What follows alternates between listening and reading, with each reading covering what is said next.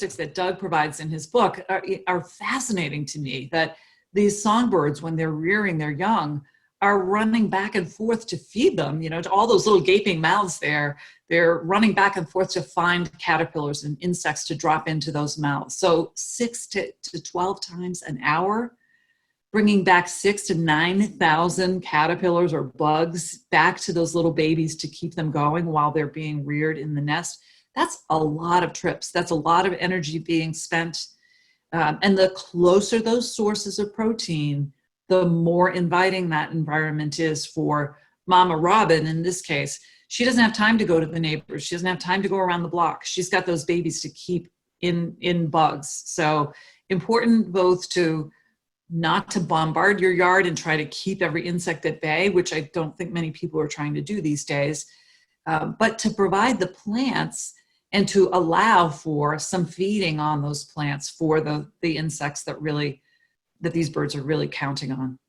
And then back to nesting materials just a little bit here. If you're cleaning every, you know, taking that leaf blower out and blowing every scrap of material out of your yard, or raking it up and bagging it up and sending it off with the trash, or, you know, to the landfill, you're taking away some really valuable material for these birds. Like you can see right here with the nest that we're looking at, pine needles, you know, the bark from trees, the grasses that you can leave your ornamental grasses standing in the garden, they'll provide some nesting material come spring. So think about just, you know, a little untidiness in the garden. It's great for the insect populations. It's also great for supplying some building materials. And here's some great examples of some of the materials that, again, I don't think people really think of. They don't think about lichens being used, but, you know, hummingbirds are using lichens to make their nests. They're using the seeds and, you know, from butterfly weeds, and of course the barks, these fine curling barks on beech and cherries and birch. And then you see down in the bottom left, the ornamental grasses are commonly used as nesting material.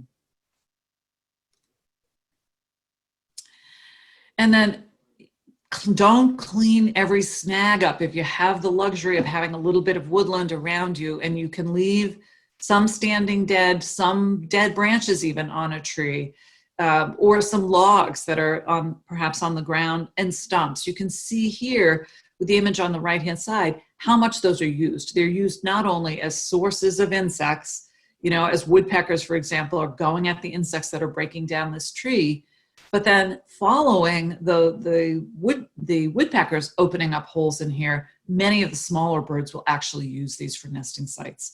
So leaving some of that is really a good thing. And it's a hard thing to kind of make people make that leap because they look untidy and because they look dangerous. And sometimes they are. And, you know, sometimes you just flat out have to take them out. But if you have that opportunity available to you, try to leave as much as you can. So let's look at a few trees that are important. I've got about 10 trees, 10 great shrubs, 3 or 4 vines, and just a handful of herbaceous plants that are really important.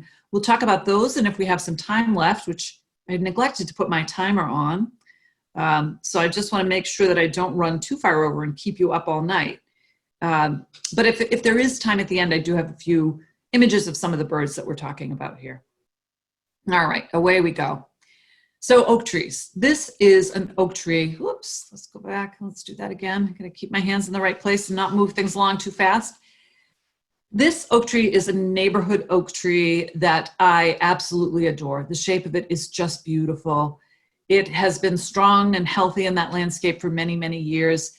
It is, you know, as oak trees are, a host to a lot of insects, of a whole variety of insects. Different caterpillars, you can see here over 500 different kinds of caterpillars use oak trees in general. And so that means those trees are really a critical source of food for these birds as they're rearing their young. Oak trees are